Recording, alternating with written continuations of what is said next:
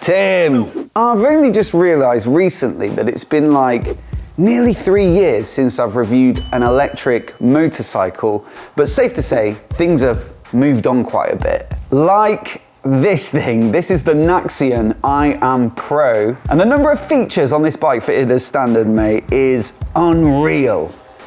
Where things haven't really changed significantly enough is with battery tech and charging times and range and all that stuff. You see, you might be hoping for a huge leap that makes electric motorcycles a viable alternative for the weekend Sunday ride or some motorway commuting, but no. It might be creeping up, but it's still not at the stage where electric motorcycles can conveniently cover distance at speed. Still, I guess Naxeon recognized that because this is primarily designed to be a great city bike with absolutely everything that you could ever need for the urban commute. So let's go through all of the features of this bike, if I can remember them all, and we'll start with switching it on, which is completely unlike what you'd be used to with a regular bike. One way you can do it is with this card, which looks a bit like a hotel room card. You just tap it under the dash there, and it switches the bike on. Or you can use your phone with contactless, or even a watch, I believe. And there's also the option to go into the app and just tap the lock or unlock button, and you can just do it from here. One of my big problems with like keyless ignition on other motorcycles is that you do still have the fob, and you've always got to find somewhere to put it. Whereas this, just being able to use your phone or watch or something like that is, you know, a lot more convenient. Then, once you've got it fired up, that's going to switch on this lovely TFT dash. It's touchscreen as well, which is cool. And through this, you can actually see that you've got both front and rear facing dash cams, and those are built in as standard, which is, you know, quite unusual for a bike at this price point, which we'll get onto later. Naturally, with those, you can set it to record to a SD card within the dash. So if you do want to use those clips later for insurance purposes or content, you can download them off there. And the other thing, if you look down here at the back, Tim, you can bring yourself down here, is that, yeah, you've got the little rear-facing camera there, but also a blind spot radar, again fitted as standard. We'll demo this out on the road later, but instead of kind of showing you blind spot warnings on the dash here, in order to make them a bit more noticeable in your peripheral vision, they've actually fitted these bands next to the switchgear, and they're what lights up if a vehicle is sitting in your rear three-quarter. Then, as myself and Tim have found out a few times already today from moving the bike around when it's not switched on, you've got an alarm built in.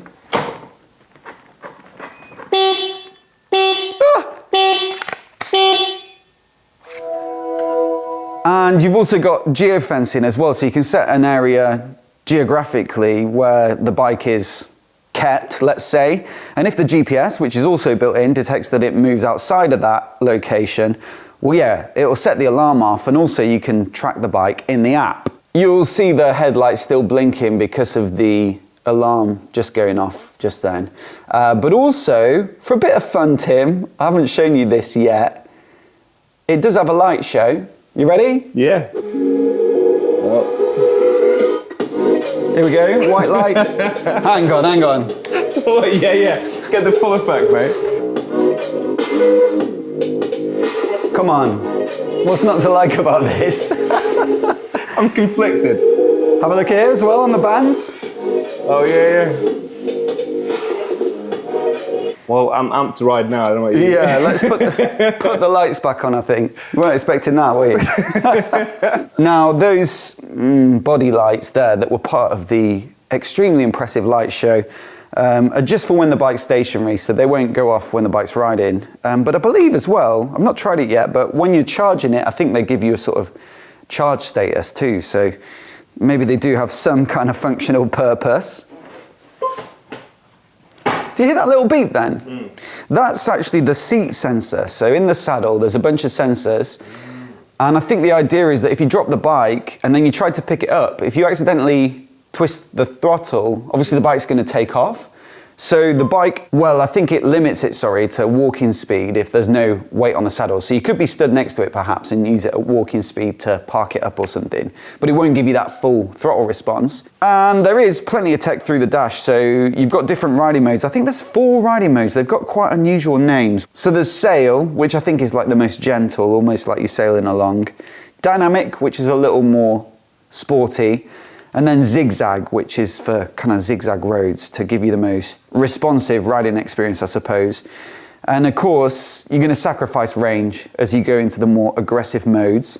And then this trigger, I think is boost mode. That's it, boost mode. So if you do want to do an overtake or get away from the lights really quickly, let's say you were in town and you had a couple of big buses or something like that, you felt a little bit vulnerable, you could hit that and it's going to give you a temporary extra bit of acceleration. Like I say, you do also have a slow walking mode to park it up, and it also, if you hit this R button on the right hand switch gear, has reverse. So if you press and hold that, neatly it switches to the rear dash cam, so you've got a view directly behind you, and then you can give it a little bit of throttle and it will take you back at a steady speed. So I think, you know, it's not a particularly heavy bike, it's not a necessity perhaps like it is with a big tourer like a Goldwing.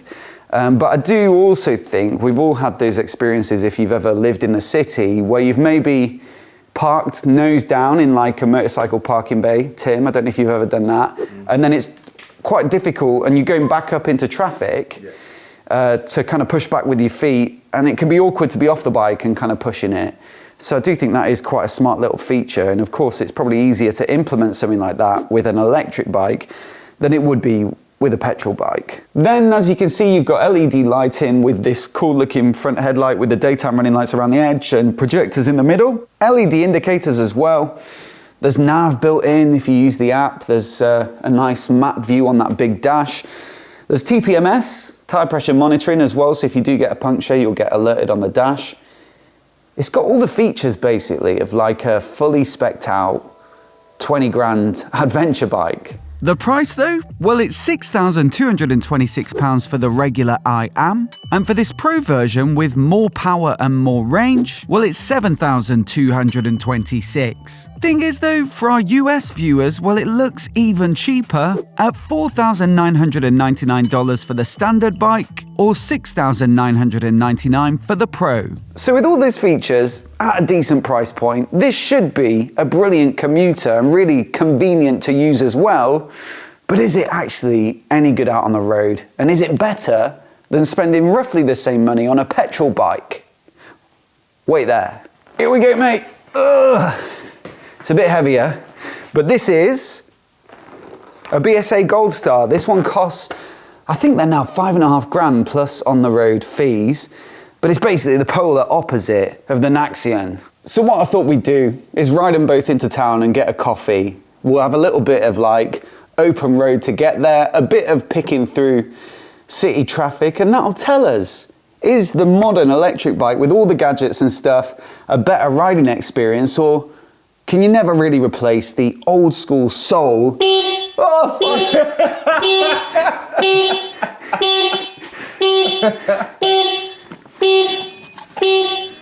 the old school soul, of a proper petrol bike. Let's leave that in. That was good. But before we get on the road, a huge thanks to Calamoto for supporting the channel and making free-to-view videos like this one possible. Naturally, the electric has navigation built in, but what Calamoto's app gives you is a dedicated in-house algorithm for bikers that aims to seek out the best twisty roads and sequences of corners. That means you can either use their tour mode to get from A to B but with some great roads along the way, or you can set a circular loop if you just want to mix up your local routes. Now, I've stuck it on the BSA so Tim doesn't get lost, but we generally love using it to find great rides both at home and when we're on location. So do check out the link down in the description below, because you've got nothing to lose with a code for a free trial of all their premium features. And if you do like what you see, then there's another code for a discount if you decide to take it up. So once again, a huge thanks to Calamoto for their support. And with that, let's get on the road, starting with the Naxeon.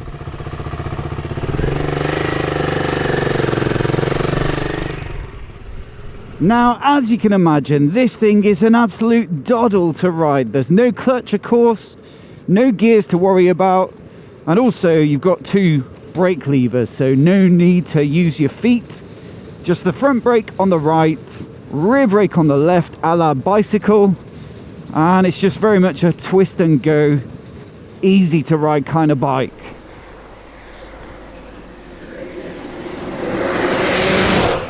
Plus, I'd say it's really very light as well. I think it comes in around 140 kilos, somewhere around that mark anyway. And so that makes it comparable with some of the other moderately sized electric motorcycles on the market. And also probably, you know, in the same ballpark as a 125, with which I'd say it has comparable performance. There's a couple of unusual features on this bike though in terms of the chassis. One is that girder fork up front, which seems like a generous complication in terms of manufacturing efficiency anyway. Surely that's quite a bit more expensive to fit than a regular telescopic fork.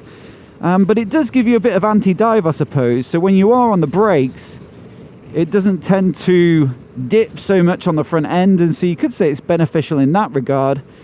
And to be fair, the handling is generally easygoing and light, and so no real criticisms there.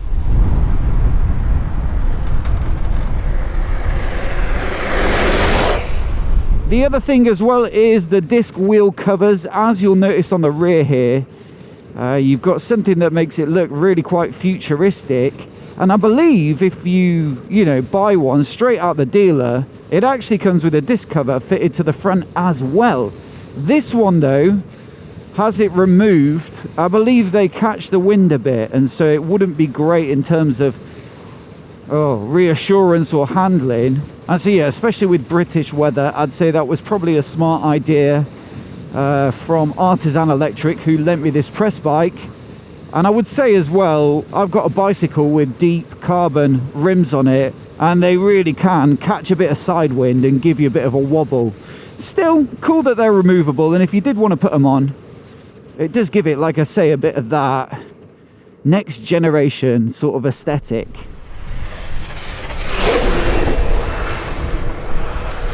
I guess the thing I was most interested to find out though about this bike from riding it was whether it had enough power or grunt to make it usable for this kind of riding.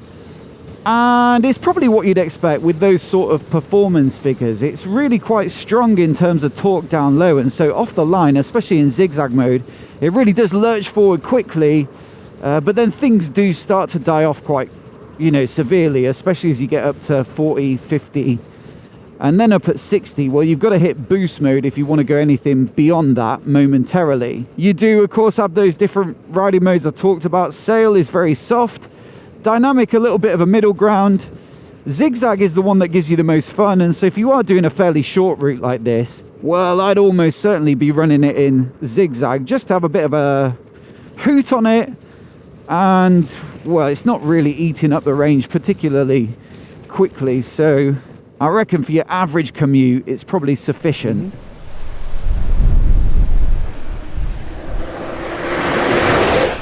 There is a fairly big 3 or 4 lane roundabout as well back there, and boost mode definitely came in handy when it comes to just getting away from the traffic quickly. And so yeah, it's not going to knock your socks off on those more open flowing routes. But there is enough there to sort of get you into town, as long as you're not doing extensive motorway and stuff like that. And then once you are solely operating in that sort of 10, 20, 30 mile per hour range, it's easily quick enough. And in fact, it is really quite fun.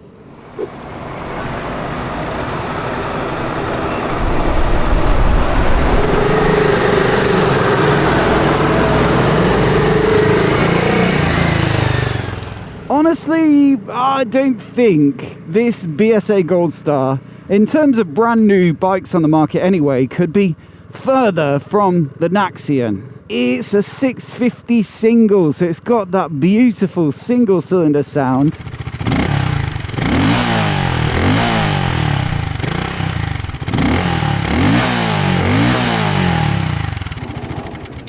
and it's got a bit of a vibe to it.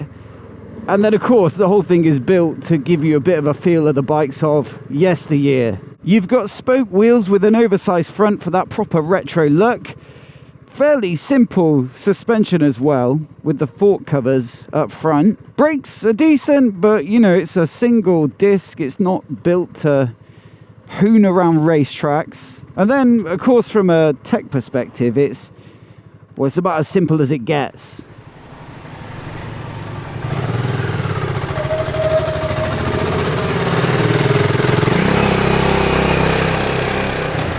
There is ABS, of course. It needs it to be able to be sold.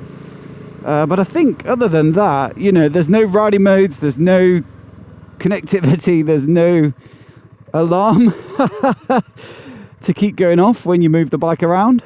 And so for me, it feels about as close as you can probably get on the new bike market to an authentic classic bike riding experience.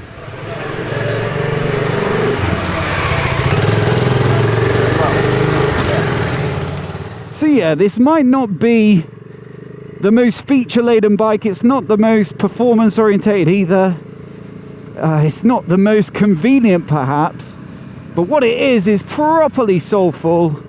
And also, I've got to say, I think anyway, it looks properly cool when you're riding it. If you catch yourself in a reflection in a shop front or something, well, I think it looks brilliant. Thing I was most excited about, you know, as you can tell from what we shot earlier, was like all the techie features and stuff on the Naxeon. But I didn't really find myself paying that much attention to any of that stuff once you're riding it. I don't know if you found that. It sort of sank into the background, and what I really enjoyed about it was the easygoing riding experience. I think that's maybe one of the selling points that kind of hooks you in, is how techy it is and how much you get for the money. But you're right, when you get riding, it's, I would say, one of the most relaxing places I've been, certainly in a city like we were just now. It's quiet, it doesn't get hot, it's smooth. One thing that I thought was really good about it is some of the electrics we've ridden in the past, because you've got no exhaust note to kind of mask it, you do get a lot of rattles and chain slap and stuff like that. But with that one, because it's a hub motor, and you know, people have their opinions on Chinese build, but that is tight, no bodywork rattling, nothing. I actually found that quietness to be a really big plus of riding it. I thought it just feels very chill. I think that does play a huge part into how relaxing it is to ride, is the fact that it is that silent, that kind of free moving. And to be a little bit cliche and wanky, it did feel like the kind of future solution to urban mobility, and I kind of hate saying that, but it does feel that way. I get you. I think if I was riding in the city, it makes total sense to me now, and the range is not even really a question if you're just commuting in and out of town. Charge it overnight, job done. Apart from, I think when you jump back on a bike, a proper bike, if you will, there's just something that comes alive in you, and you're just like, yeah, this is more difficult, less convenient, it's more noisy, it vibes away, but everything about that is good. It's more engaging, whereas the electric is more passive. So here's what I kind of think about it. If you're just new to biking and you want a way to get around town and you don't have that built-in muscle memory for riding a petrol motorcycle, then probably going straight onto an electric like that makes absolute sense. It dies off in terms of power if you're going outside the city, and that's where it becomes less satisfying. But in town, it's great. For anyone who has ridden a bike though, it was kind of interesting when I was talking to the guys who dropped it off from Artisan. They're saying they're selling a lot to bikers as a second bike. Like if you don't want to take your GS into town, scared of getting it nicked, bit cumbersome perhaps in terms of that really tight work, then this is also, you know, a great product that fits a need. I guess it's that same category of bike that you see in a city that is in like full motorcycle gear on a scooter. You know, the ones that you can tell you ride on the weekend properly, but in a city you just want the scooter to get around. It's kind of the same market, I think. I think we both knew we'd enjoyed the BSA. It's really quite good actually for the money. Whereas the Naxeon was a bit more of an unknown quantity. But I will say, yeah, that's the summary. The features are fantastic. If you love your tech, you're probably going to really enjoy it, but also potentially just give it a chance for that different riding experience that's really very easygoing, relaxing, fun to use. And also, someone did shout, despite me saying the BSA's the better looking bike, Someone shouted at Tim at some traffic lights. Might have been me though. That's cool as fuck. Yeah. I was just talking about this. Oh, it was you shouting? Yeah. Nah, it was a bloke in a car. So what does he know about bikes? As always though, we'd love to know which you'd pick for the local commute, so do let us know down in the comments below. Plus, if you want to see our full review of the BSA, then I'll stick that on the screen now too so you can get all the details. Do hit subscribe as well for all the latest motorcycle news and reviews right here on MOTOBOB. A massive thanks for watching today, and we'll catch you in the next video.